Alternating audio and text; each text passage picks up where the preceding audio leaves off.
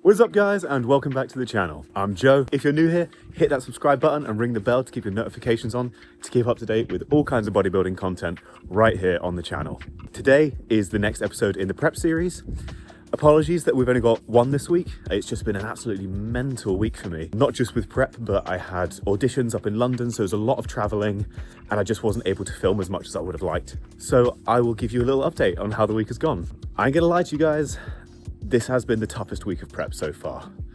Like I say, a lot of traveling, a lot of stressful situations. Auditions can be pretty stressful, and when you're this deep into a prep, everything feels stressful.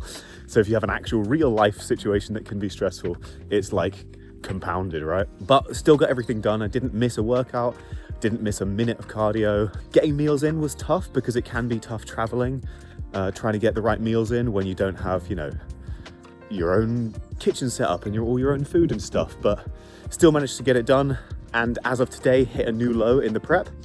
I was 178.9, which I think is about where my stage weight was last time I competed, but I am way leaner and way bigger than I was last time. Again, I'll throw up a couple of photos on the screen so you can see what my check-in was like this morning.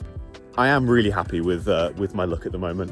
Definitely flattening off, but again, like when you're digging deep, you're going to flatten off. You're gonna lose some of that glycogen, that fullness in the muscle. I think probably within the next couple of weeks, we're gonna do like a mock carb load just to see how my body's responding to it. And then things will probably fill up a little bit and we can see a bit more of an accurate representation of how I'm looking. But other than just being a bit tired, I'm still really enjoying the prep. Like I say, this has been the hardest week, but it's still paying off. And so it's like, I'm not doing all this work for nothing. I think I'm going to be able to show something that I can be really proud of when I get to the stage. There's been no cardio increases or food decreases since I last saw you guys. Still at 2300 on training day, 1950 on a non-training day, and 40 minutes on the stepper daily. On rest days, I've started doing that fasted because it seems to be the best way for me to avoid going hypo on the stairs. And a way that I've managed to kind of work around it on my training days is having half of my post-workout meal, which is just a banana and a shake, directly after my workout before I jump on the Stairmaster. And that is helping me to not go hypo at around 30 minutes in, which is a big plus. Also, if I look a little sleepy today, guys, it's because I was up till 3 a.m. watching the Arnold last night, and I'm gonna be up till 3 a.m. watching it again tonight because it's the Saturday show. Awesome to see Wesley win. I love his physique, I have for a long time, and in my opinion, I think this is the best overall package he's brought to the stage. Not quite as conditioned as when he won in 24, but I think the exchange for the fullness in the legs was worth it. It makes balance his physique so well. So yeah, super happy to see him win, and honestly, I didn't even think it was close. And look, this prediction could age like milk. I think it's between Nick and Hardy for the win of the Open. My money is on Nick, to be honest. I think it's one of the best Nicks we've seen, and yes, his waist is a bit wider, but he's not distended. He's not letting his stomach out as much as we've seen in the past, as much as it was at the Olympia. His conditioning is fucking crazy. It might be the best in the show. I think as well, Hadi has left the door open. He's not the best Hadi. He's not quite as hard as before. And I do think in the past couple of years, he seems to be getting kind of smaller.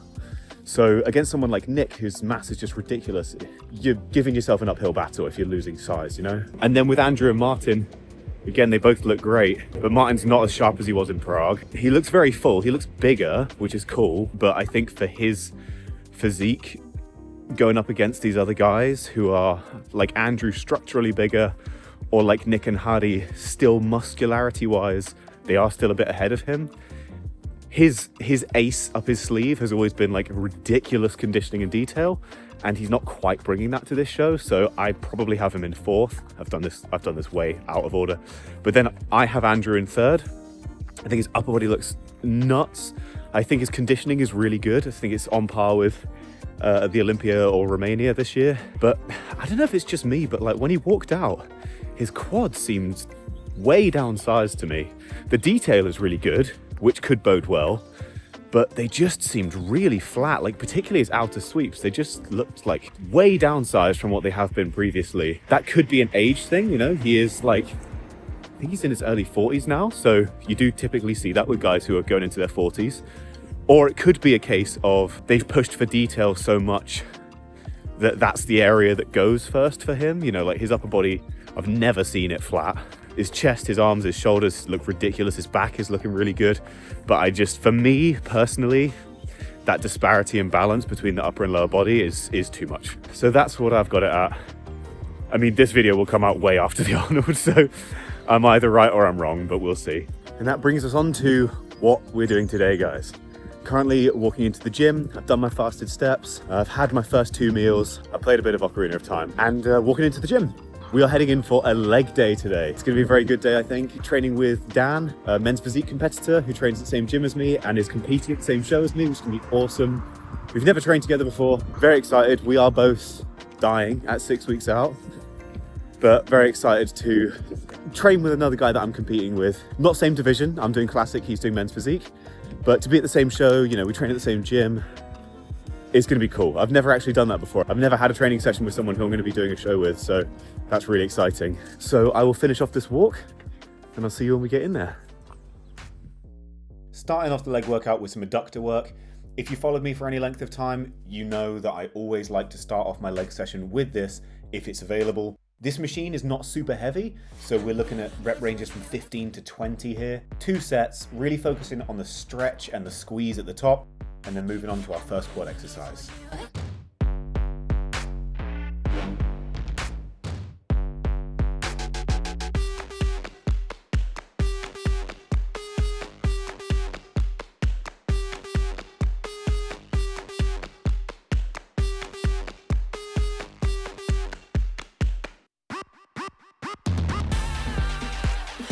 Starting off the quad work with leg extensions, I like to make sure that my quads are really warm going into the session. So we actually did 3 sets here. Not crazy high reps, we're looking at 10 to 12 here. And again, I'm thinking about really squeezing my quad at the top and controlling it all the way down.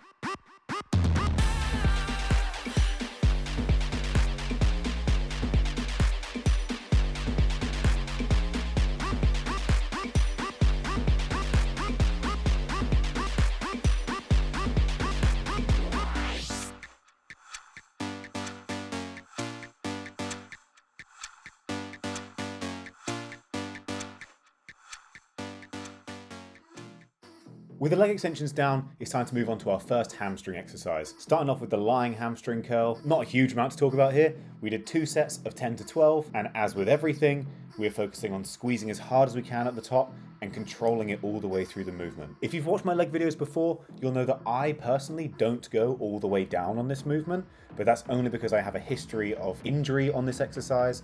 And so for me, stopping just shy of the bottom of the movement is safer, and it allows me to continue connecting with the muscle.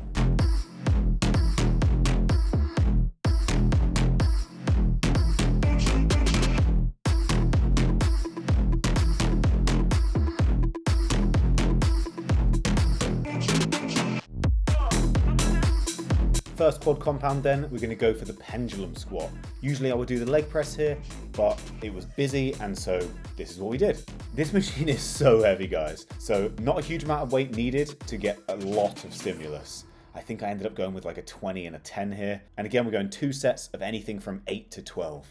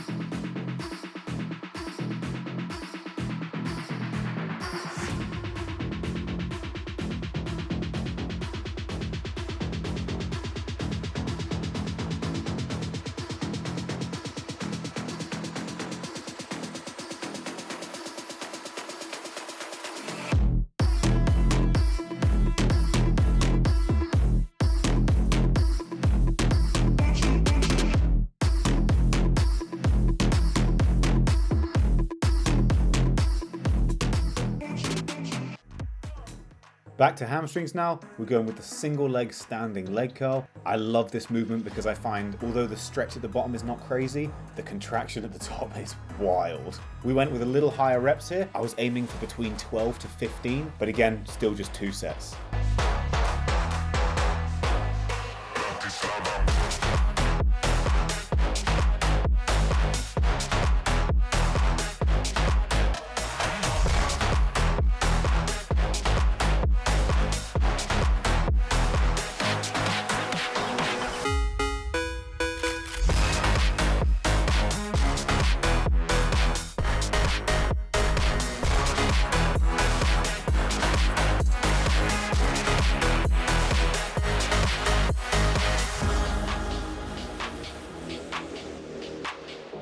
With hamstrings done, it's time to move on to the final quad movement of the workout. We went with the hip press today.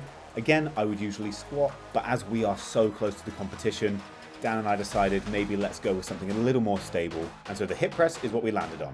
As you can see, we were loading the lower pin as opposed to the higher pin. Although you're not able to do as much weight doing it that way, the tension on the quad is insane. And so if you're wondering, that's why we opted to do that. 2 sets here, and as this is a big compound movement and it's the last thing we're doing, we're going anything from 6 reps all the way up to 12.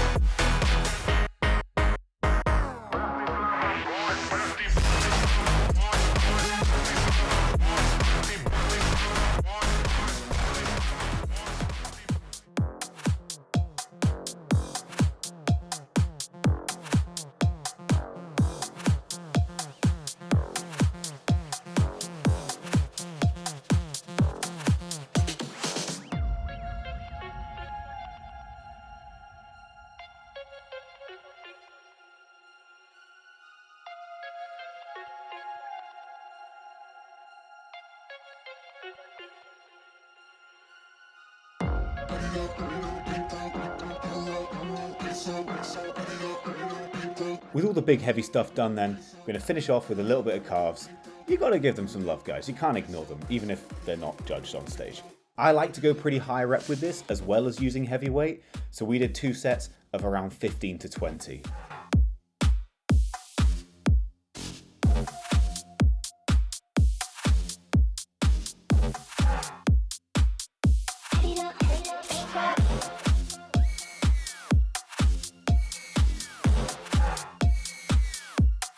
And as that's the end of the session, guys, let's see how these skinny natty boys are doing at 6 weeks out.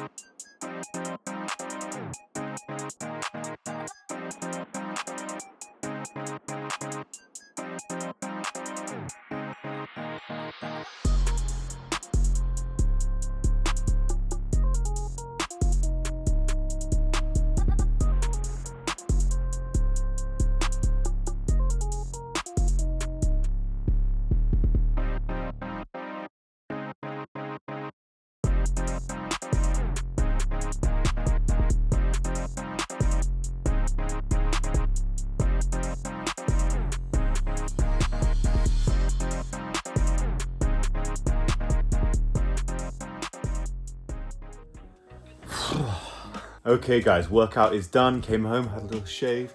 It was a really good session. Switched things up a little bit, did pendulum and the hip press instead of what I usually do, which is leg press and squat. And I liked them, to be honest, I thought they were good.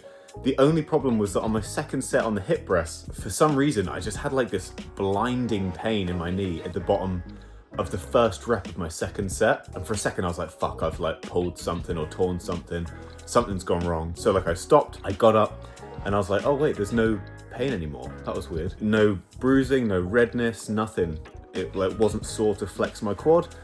It was sore to bend my knee for a little bit, but I honestly don't know what happened. But I thought at this point in prep, better safe than sorry, so I just moved on to calves to finish. But by that point, I had already trained a couple of quad exercises, so I wasn't too fussed about it. Obviously, would always like to do all of the sets that I'm planning to do, but I don't want to risk injury at, 6 weeks out of the show. And it was really cool to train with Dan as well. Like, he's such a sound dude. We'll potentially get another session in before the show. Good news for me though is that my coach texted me as I was leaving the gym saying he wants me to do 2 high carb days, 800 grams of carbs each. So that's going to be very interesting.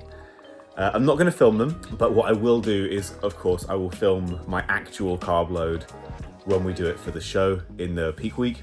But I will show you my session after the carb days so we can kind of see how they're affecting me and put them to use a little bit. But until then, guys, that is going to do it for this video. If you enjoyed this video, please leave a like, drop a comment below, let me know what you thought of it. Don't forget to subscribe and ring the bell to turn on your notifications, and I'll see you next time.